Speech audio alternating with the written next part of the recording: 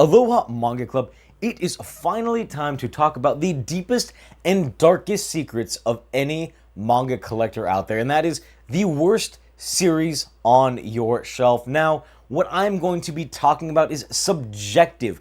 We're not going off of the objectivity of how the book looks. We're not going to be talking about the My Anime List score. What instead I'm going to do is talk about, in my case, the emotional feelings when it comes to reading these very specific manga and why I either don't like them or I feel as if they are the worst on my shelves. Now, that's not saying I don't love them, but there's just something about them that I would not necessarily give them the quickest recommendation to anyone. Now, while these are not necessarily ranked 5 through 1, I can tell you that the final one that we're going to talk about is both, to me, just a memory of times gone by, something that had a ton of potential and was genuinely a blast to read, but left me so disappointed. So let's kick off with the top of the list, and that is O Parts Hunter. Now, I have had a video discussing this series and how much I actually really like it. This is made by the twin brother of Kishimoto, and this is Seishi Kishimoto.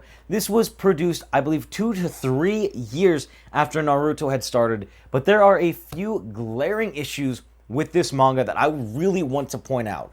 While it is fun and adventurous, it feels like he just tried to copy his brother's tropes of having a lonely, orphaned child having a demon slash spirit inside of him that is considered the devil, and he is a burden on society, while he also crushes on a blonde person with a dark-haired rival.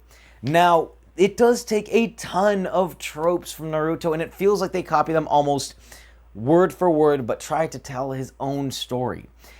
To me, Naruto is both objectively and subjectively better. Part of that is because I just thoroughly enjoyed the artwork in Naruto just a little bit more and the story, but there are a few other drawbacks. There was a time skip in O Parts Hunter, aka 666 Satan, as well, and I was not the biggest fan of it. It really emotionally changed our main character, Gio Freed, as he traveled through the world with Ruby, and as much as I enjoyed going through it, and I do finish the series every single time, it's more for nostalgia's sake than anything else. But if you do get the chance to read it, I highly recommend comparing it with Naruto and seeing all the little fun tidbits that you get to pick up throughout the way. Next up is Nora. This is a 9-volume series that I have bought once. I have made it all the way through volume 6 multiple times, and I can tell you, it is not memorable to me in the slightest. Now, this was published in, I believe, 2007 was the first run of the series. The artwork itself is not memorable. In fact, it feels like it's almost a copy or a downgrade of things that we've seen before in the past. It feels like it's taking some inspiration from Beelzebub. It feels like it's taking inspiration from a bunch of different areas and trying to make its own identity, which is normally fine, but it does not execute it in the best way.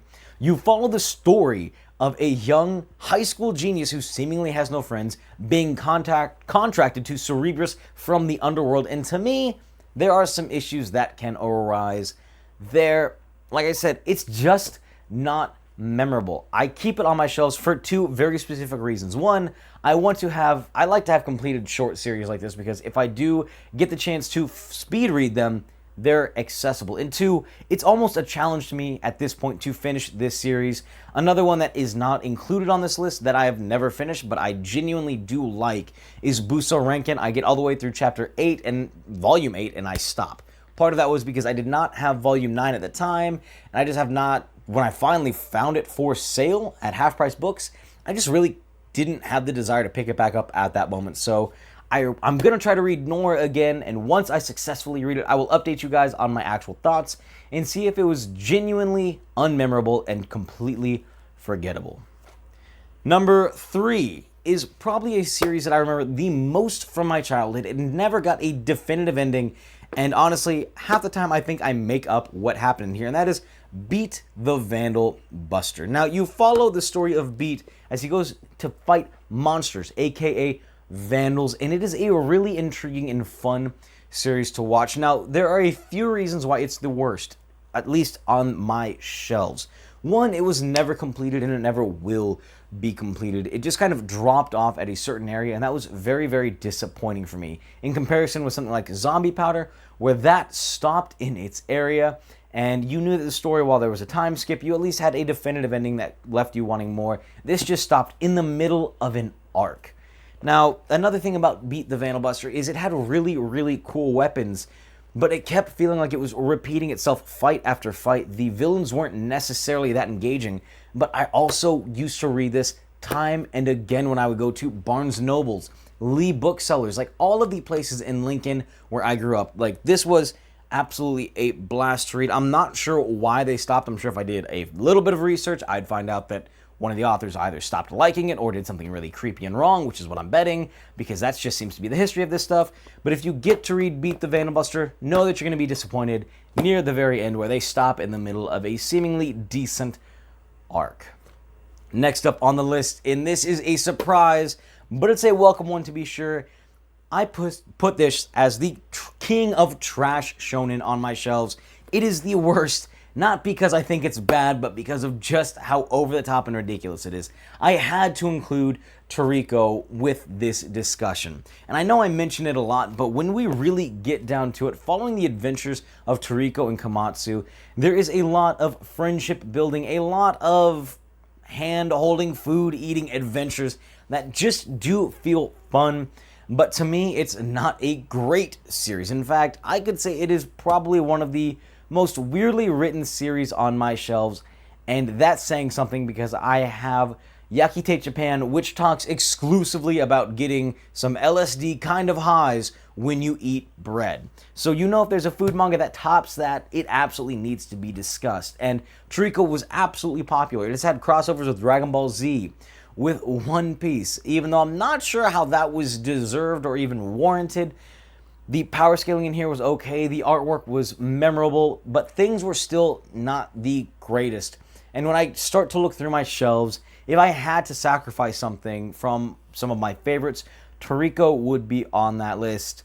And that's kind of disheartening. I mean, I've really primmed and pruned my collection to a point where I enjoy everything on there. But the last series that I want to talk about, objectively the worst, most disappointing series on my shelf, and if you know me, you might actually be a little bit surprised that I even bought volume number 1, and this is to remind me that Air Gear had so much potential, squandered it all.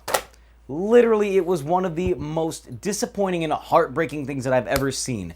Oh, great. I don't know why you named yourself that, but you need to change your name. You started off with an amazing concept about motorized rollerblades doing extreme sports in really cool challenges.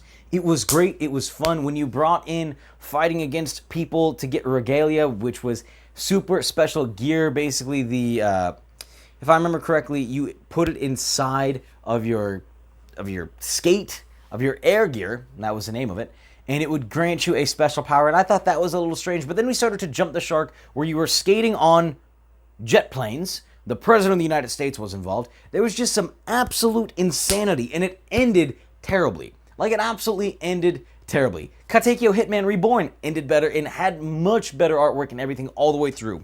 Oh Great is absolutely the most disappointing, worst series on my shelves from a subjective point of view, and in my opinion, an objective point of view.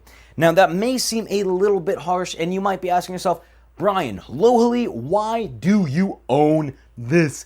It's because, one, I really did enjoy that first half, where it was more grounded, I'm not going to say in reality, but it wasn't quite to the stakes that we were at before, with artificial intelligence basically replacing a character before Tony Stark did that same thing in Marvel Comics. That's right, that's happened in this. There's a dude who could sniff out women due to their perfume, and he used, I don't know, it was weird. Okay, it was absolutely weird, and the first half I loved, the last half I hated, and I want to keep that to remind myself to not get as hyped about a series as I did, fall in love with it, and end it all.